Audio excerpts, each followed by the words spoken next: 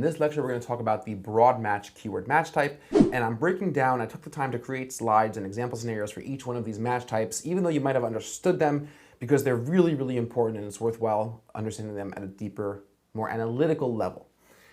Broad match is the default match type when you create a keyword inside an ad group in Google Ads. Why? Why would you think broad match is the default match type? Well, you guessed it, because it's going to get you to spend the most amount of money in the fastest amount of time. So broad match is that default match type captures the most clicks and impressions used with extreme caution and care. And I say that to warn you about the amount of traffic a broad match keyword has the potential to pick up. And I've seen a lot of horror stories, but not to dissuade you from using them. Every single ad group, at least to start, should have a mixture of broad match keywords, completely broad, because it's going to be a great way for you to find new keyword ideas.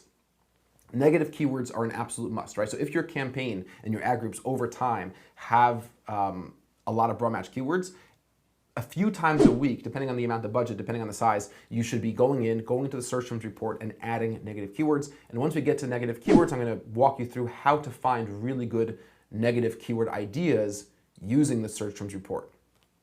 Broad match keywords will typically have the lowest click-through rates, but you shouldn't worry about low click-through rates penalizing your quality score, because quality score is weighted. There are two factors with quality score that will be weighted: is your position on the page and the match type. So if you have a match type, Google is not going to look at what your click-through rate is on a broad match compared to an exact match keyword in a competitor's account. Right? So it's going to be a fair playing field. But you should just know it will have the lowest click-through rate, which by itself is not necessarily a bad thing, because you do want to focus on profit.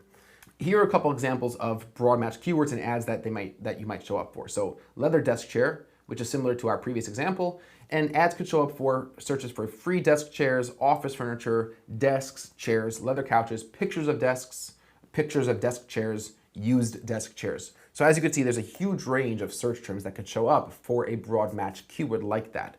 Another quick example, say you have wood corner desk is your search term. It's broad, it's wood corner desk is your keyword rather, it's broad, corner office for rent, do-it-yourself desk assembly, plastic desks, corner desks from IKEA, wood corner desks for sale online, all sorts of different search terms that a person's typing in might be eligible. You have to remember that each one of these keywords has a bid, right? So you're telling Google, you're not telling Google that I want to pay $2 for corner desks from IKEA.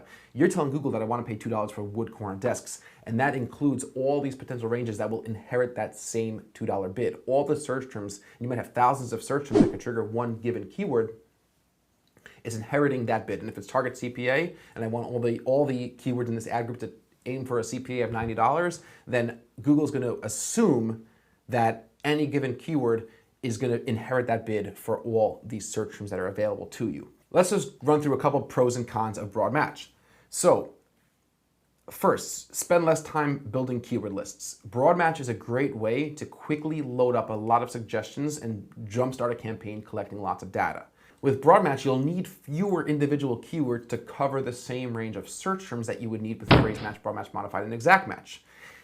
You can't think of every variation, right? You're not going to anticipate all the different ways a customer might be searching for your products. All the long tail search terms refer to sentences that are 10, 15 words. And again, remember that a keyword can't be more than 10 words, but ads that are search terms that are long sentences could still trigger a keyword, even if they're above 10 words. So you're not going to think of all the different ways a person might talk and want to look for your products and services. It's a great way to discover new ideas, because you're going to look through that search terms report. Google will show you, through the search terms report, Google will show you all the actual queries that led to impressions and clicks on your keywords. It's one of the most valuable, I would say it's the most valuable report inside the entire Google Ads interface, is that search terms report. And we're going to spend time in it, understanding it, and figuring out how we could use it to our advantage. A broad match strategy could work great if you have a large research and development budget, which means you or your boss or your client says, listen, we're aggressive, we're in growth mode. If you ever hear that we're willing to scale, then you know broad match keyword is your best friend, because broad match keyword is going to do two things. It's going to get you a lot more traffic to your site. It's also going to give you a lot more good keyword ideas quicker.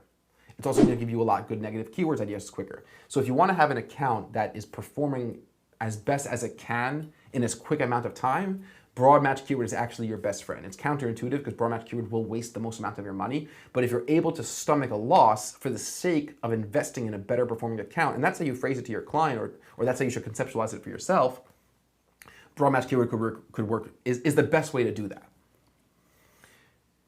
Broad match keywords should always be used with extensive negative keyword lists. And those two things together, good negative keyword lists, good negative keyword optimization schedules, doing it on a recurring basis, plus accounts that have a lot of broad match keywords, actually could be a very good long-term result. We have campaigns for clients that are spending a lot of money, and I would say 80 to 90% of their entire account is all broad match keywords. And that's because we're extremely diligent in adding negative keywords on a recurring basis, very frequently, making sure the account is always performing well. Broad match keyword will often give you the cheapest cost per click. That's not necessarily a good thing, but it's just a fact. Why? When I have a broad match keyword, Google's entering me into a full range of searches.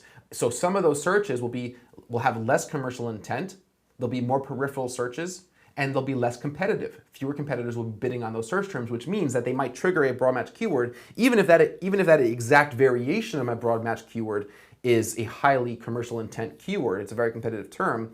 Let's say leather desk chairs for sale online, but that might trigger a search for pictures of leather desk chairs. And pictures of leather desk chairs does not indicate commercial intent to buy, and the click for that keyword will be much less. So in aggregate, my average CPC for broad match keywords over the course of 50, 100, 10,000 clicks will typically almost always be much less than its phrase exact and broad match modified counterparts for that same exact keyword.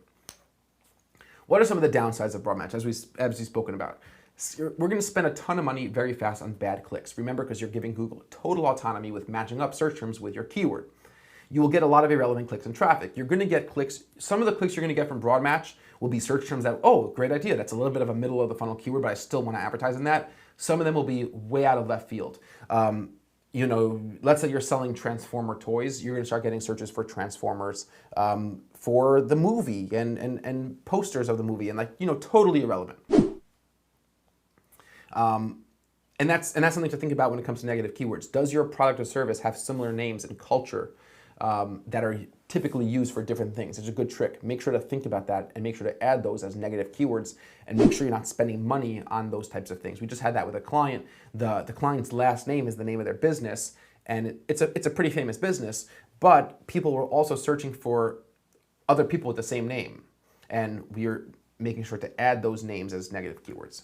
Low click-through rate can hurt your quality score. As I said previously, you shouldn't be overly concerned with it hurting your quality score because ultimately broad match keywords are great and you could still have a very high click-through rate for broad match keywords, but if you see your click-through rate really suffering and it's really far below the average of the click-through rate in the rest of the account, that could be a reason why your quality score for those keywords might be suffering as well. Broad match keywords are the hardest type of keyword to drive direct conversions and brand awareness. Because you have such little control, because you're telling Google to put me at the bottom of the funnel searches, but also show me searches for whatever you think might be relevant, even if the person's not, or the user is not expressing as much commercial intent, you're gonna have fewer conversions. Just go into that understanding that dynamic. It's a great research and development tool. You're gonna get great ideas, and coupled with good negative keyword lists, but also disciplined negative keyword optimization schedules, you can have a really good account that consists of a lot of broad match keywords. A lot of people think that either they're not going to use broad match at all, or they're only going to use broad match in the beginning,